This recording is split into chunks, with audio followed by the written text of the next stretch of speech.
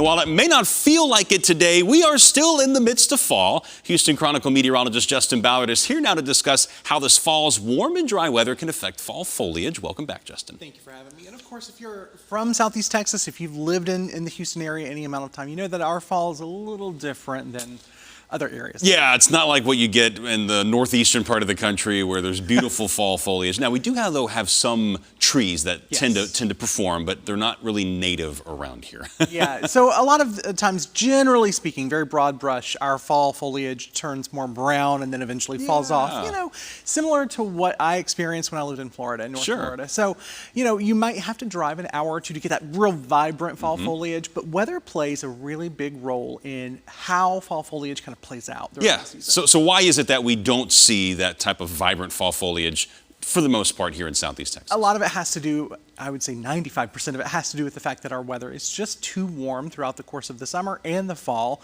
We don't get those really strong cold fronts typically until at least mid-October. Sometimes it's even later than that. Okay, so let's put this into perspective. Where does Houston's mean average temperature so far this fall compare to previous falls? It's been a record warm summer. So surprise! Surprise, yeah, or fall rather, I should say.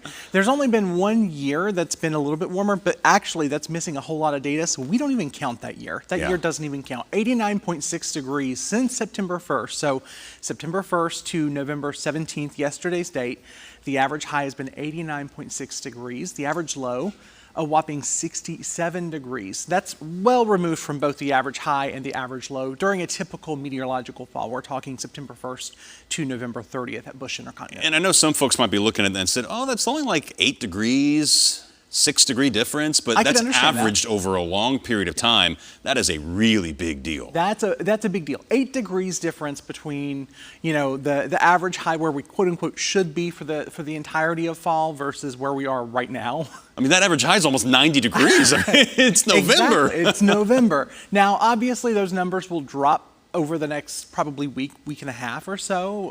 But still, the fact that we're almost 90 degrees for the average high since September 1st is impressive. Okay, you mentioned the temperatures. What other ingredients are necessary to get those rich, vibrant fall colors? Yes, those rich, vibrant fall colors that we don't always see here in Houston. So the list is really, you know, warm, wet spring. We had that. Yeah, check. Check, big check. A typical summer. And yes, this summer was cooler than last summer, but it was still the 8th warmest when you're looking at average temperature. So it was still a very warm summer. Not what I would call a typical summer. Warm, sunny fall. Check, check, check on that. I wanted to give multiple checks, but I didn't. I resisted. Cool fall nights. We've not really seen those.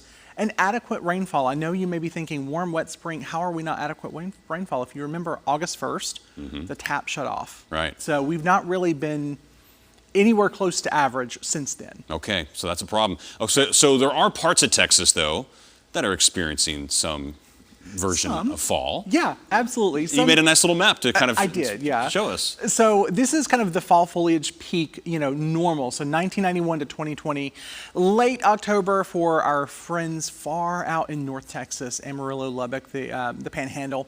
Early November, you know, and then eventually we get into mid-November, closer to the Dallas-Fort Worth Metroplex, Austin to San Antonio, and eventually late November, a little closer to Houston, but that data actually kind of gets cut off right along the I-10 corridor. Yeah, south of I-10, it's like there's nothing.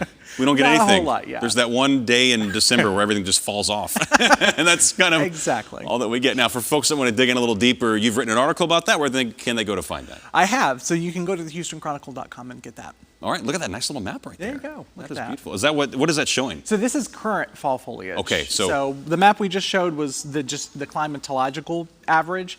This is the current state of things right now. So it looks like we've kind of passed the peak across majority. North Texas, Too bad. Next year, maybe. Next year. Justin, thanks so much for joining us again on this Monday.